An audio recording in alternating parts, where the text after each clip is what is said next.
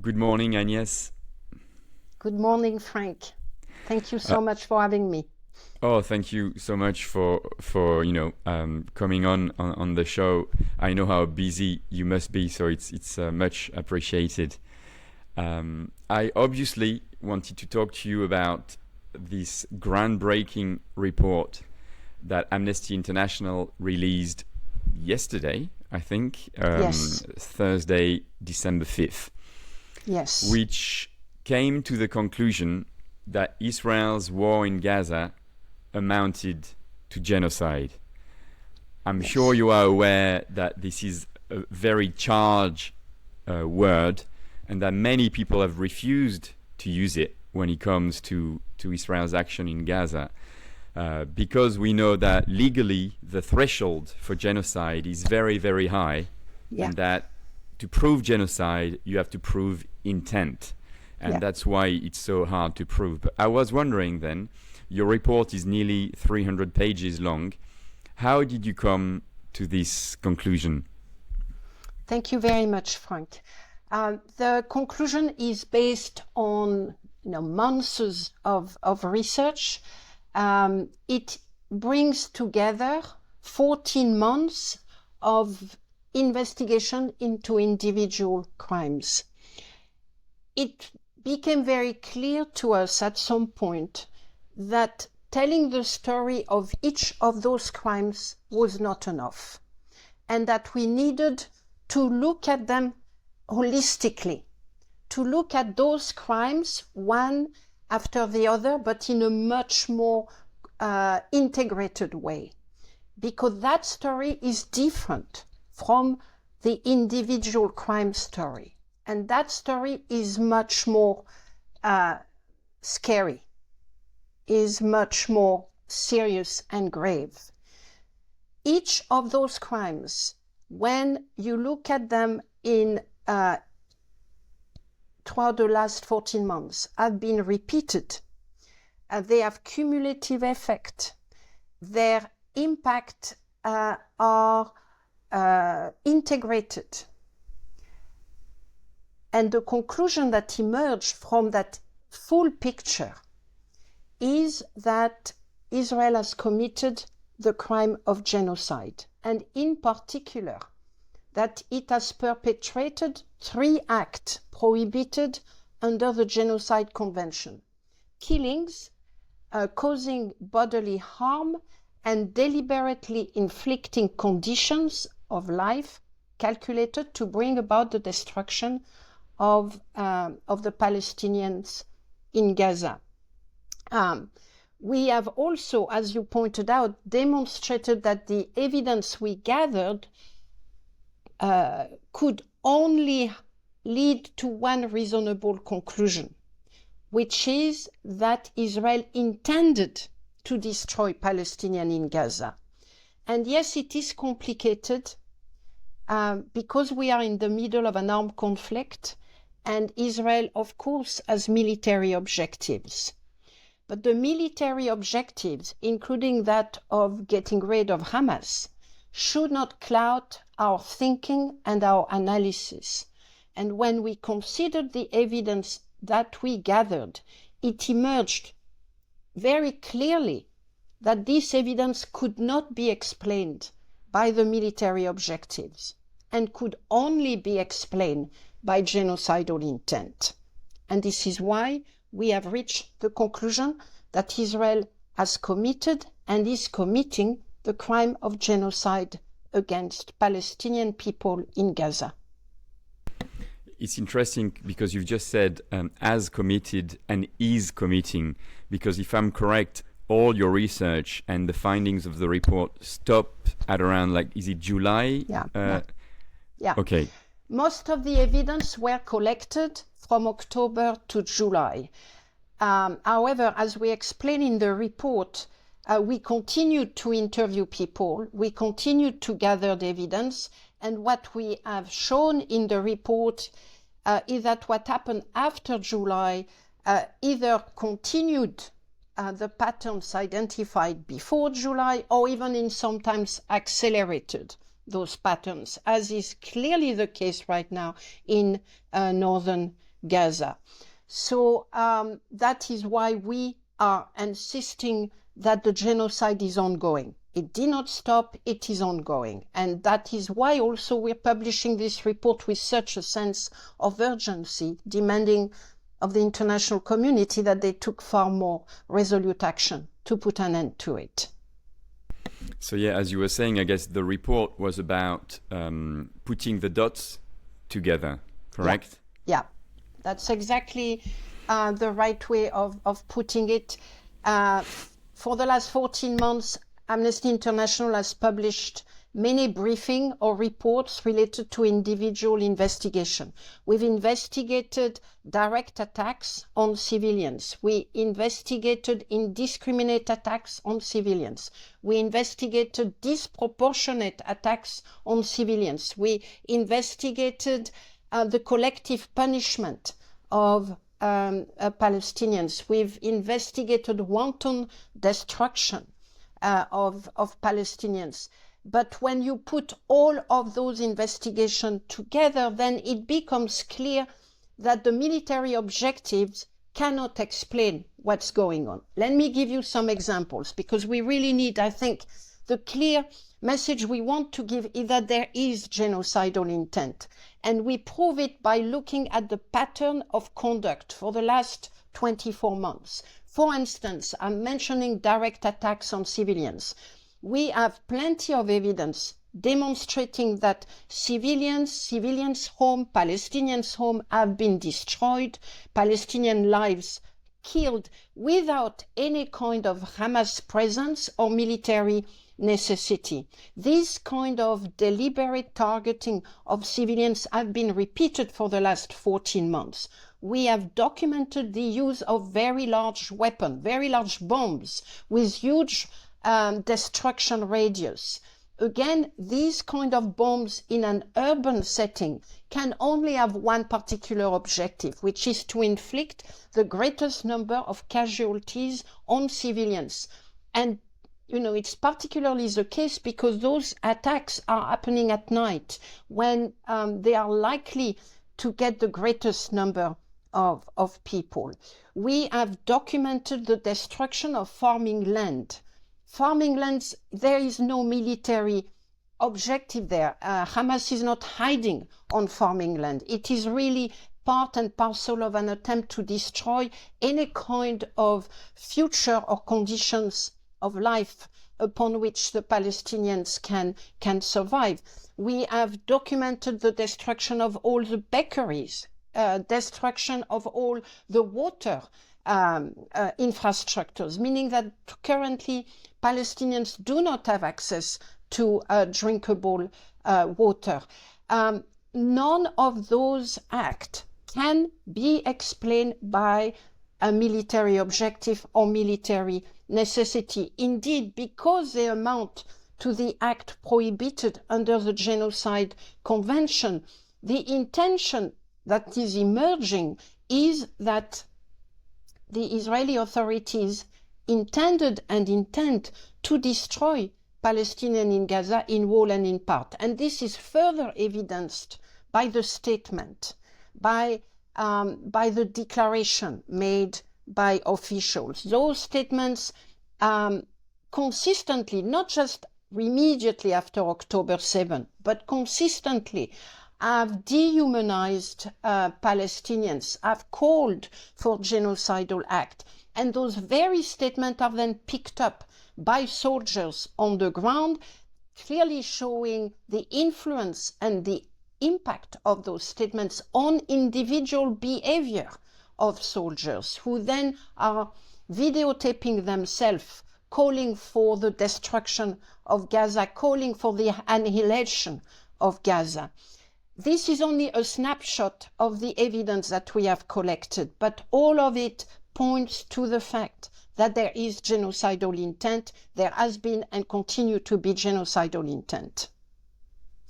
Yes, and I think what you're saying is very important because, we are now, we live in a world where everything is live, everything is you can watch it on your phones, and the thing, it looks so obvious to every sort of normal human being that from the start, after October the 7th, Israel's intent has been broadcasted live by everyone, generals, politicians, and then, so that's the intent. The intent is someone saying, a general, we are going to cut water, food, electricity to Gaza. And then you see the act of doing it. So the case, even for a non-lawyer person, the case seems quite straightforward.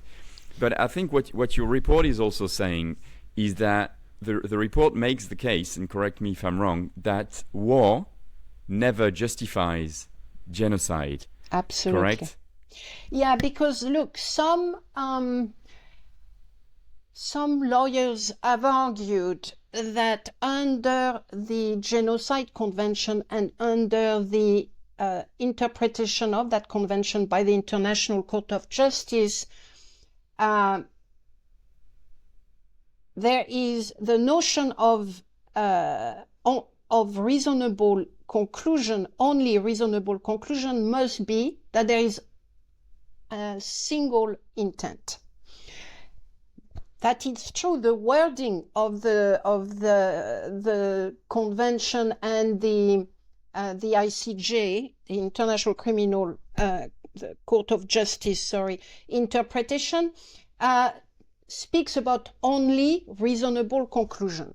But that does not mean that there is only one intent. It means that the reasonable conclusion that can be extracted from the conclusion, from the finding, is that there is genocidal intent. But it does not mean that there is only one intent. And indeed, for instance, in the former Yugoslavia, when genocide has been found, it was found in the context of an armed conflict, and it was found alongside other military objectives, and indeed other violations such as ethnic cleansing.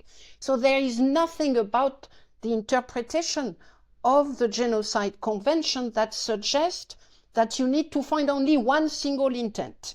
That there is nothing there.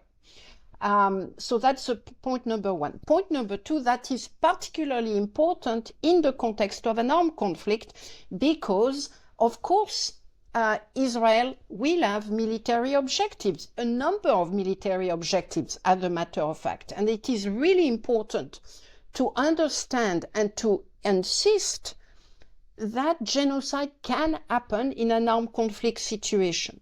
Because if we were to let some of those interpretations become the norm, it will mean that you will never be able to find genocide is in an armed conflict because there will be other intentions.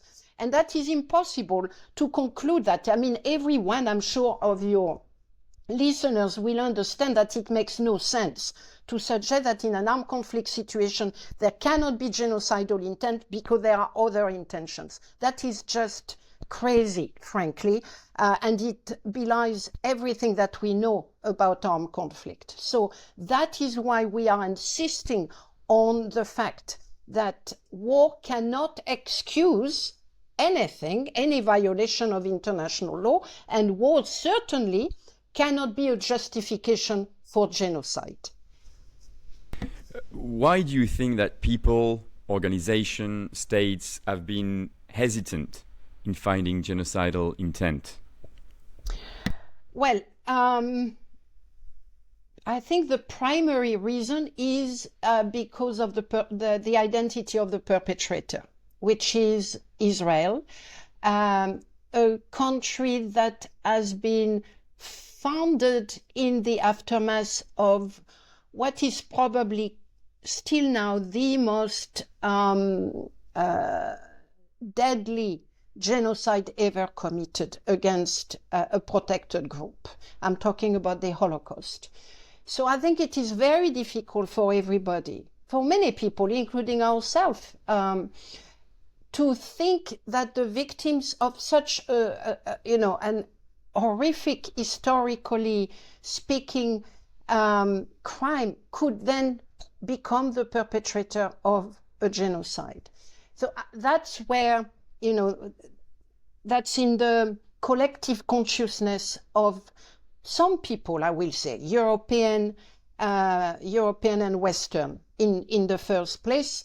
I think around the world, people are in no doubt that a perpetrator can become a victim and a victim can become a perpetrator. This is actually the story that history tells us, human civilization tells us. And I think it is important to move beyond those considerations, even if they are there, and to understand that genocide is not a question of belief. It is not a question of opinion even. It is a question of law. It is a matter of collecting legal evidence and looking to demonstrate whether it meets the threshold of genocide. And that is what we've done. So I will invite all your listeners to read our report with an open eyes, not to be triggered by the words and the findings. And I hope and I think they will too conclude that genocide is being committed by the Israeli authorities. It's one of my final questions, but I guess when you issue such a thorough report, the idea is not just to say, look at what Amnesty's done, look how good we are. The idea is to have recommendations and then push people, states, organizations, UN bodies into actions to stop this genocide. Yeah. So could you tell me, like, briefly, what are the main kind of recommendations of the report? Yeah, that is fundamental, Frank. Thank you. This is an ongoing genocide. So the first, what is really driving us, driving my colleagues, I've been driving all of us who have been working on that report relentlessly, is to put an end to it. That's our first objective. And the first step must be a ceasefire. And I know it has been asked repeatedly. We want to yet again add evidence to the urgent call for a ceasefire. It must be the priority. Now, beyond that immediate needs that is meant to alleviate the suffering, there are many other things that needs to happen. First of all, there are governments around the world that risk being complicit in the crime of genocide because they are selling or providing weapons, because they are shielding Israel from Security Council resolution. I'm speaking here about the United States. These countries need to understand that they are facing the risk of being complicit in the crime of genocide, that they are definitely already violating their obligation, and they must stop. They must stop to do so immediately, because they have emboldened Israel over the last 14 months. So, second demand. The third one is based on the realization that sadly, genocide has been happening not only because of the complicity of some state, but also because of the inaction of the majority. Yes, we have South Africa that has gone to the International Court of Justice, and that is a very important step. But further than that, states have said the right thing. The vast majority of government have said this is awful, it must stop. They have adopted resolution at the General Assembly of the UN, which are very strong message. But where are the action? And that is where they are failing, the people of Palestine. They need far more resolute action. We are calling on them to create a collective platform, to stop speaking in their individual names, to come together on a collective platform to put an end to the genocide, to demand accountability for the crimes being committed. They must collectively commit to implement the International Criminal Court arrest warrant against Prime Minister Netanyahu and his former Minister of Defense, and if there is any Hamas leaders left, against them as well. They must come together to commit to arrest anyone on their territories that may be implicated in the crime of genocide. As you know, there are many binationals right now who are members of the IDF, the Israeli Defense Forces. There are many of them that are walking free on the street of European countries and European cities. It is incumbent upon the judicial institution of those countries to conduct investigation into the possibility that some of those individuals are war criminals, are genociders. And if that is the case, they must be arrested and they must be prosecuted. It is a matter under our national jurisdictions of many European countries in particular, but it is also something that is demanded under universal jurisdiction. So in addition to all that, then there are sanctions. Sanction regime against the Israeli authorities, against indeed those responsible for the illegal settlement. There must be sanctions against a government that has been found guilty of unlawful military occupation. We need far more action, and we need collective action, not a few states on their own doing things. They must create platform, and they must resolutely demand an end to the carnage against the Palestinian people of Gaza. My last question, Agnès. It's amazing to have such a report out. It will reinforce many around the world, including legal experts and UN agencies. It's great to have recommendations, but what we've been witnessing for the last 14 months now is exactly, and you mentioned that, the opposite, right? The lack of actions, impunity, the lack of accountability, complicity. So are you worried, like many legal experts and aid organizations across the world, that if Israel and its leaders do not face consequences for their criminal actions, the whole international system could actually collapse, and that there could be a before and after the Gaza genocide? Well, we have, I certainly have said so myself, that the fact that we have been made the witness of that genocide for the last 14 months, committed in complete impunity, is also a reflection of the collapse of the international rule-based system, is a deadly reflection of the double standard of the United States and a number of other countries. And it could indeed signal a new era. The problem with the new era is that there are no alternative rules at the moment. Countries such as Israel, the United States, but also Russia, in its aggression of Ukraine, are destroying the rules without any plan B. There is no alternative system right now. And that is extremely dangerous. And I mean it. It's dangerous. It's actually a matter of existence, existentialist threat for the world. So I agree with you that what we are witnessing is indeed a defining moment, and one that is that shoots and shivers to all of us. There are countries that are intending to use that genocide, possibly, to recreate an international system. But given what's happening, that international system will be driven by two principles: selfish interest and the force of the weapon.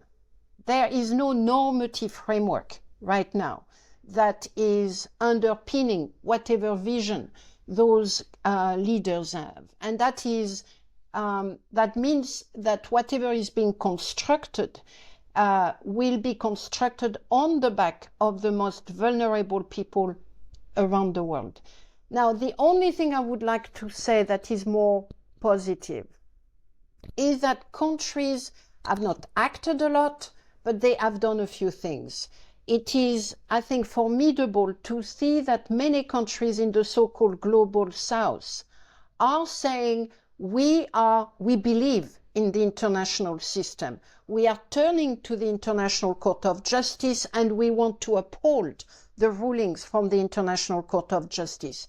They are prepared to implement the rulings of the International Criminal Court and to implement the arrest warrant against Netanyahu, including in Europe. A number of European governments have said so. So that's very good. There are positive signs. And then the last final point I want to make is that international justice is slow, Frank. It is very, very slow. We were talking about World War II earlier. Yes, there were the Nuremberg Tribunal immediately after it. But the vast majority of perpetrators, including of the Holocaust, were indicted years, if not decades later, including in our own country, France.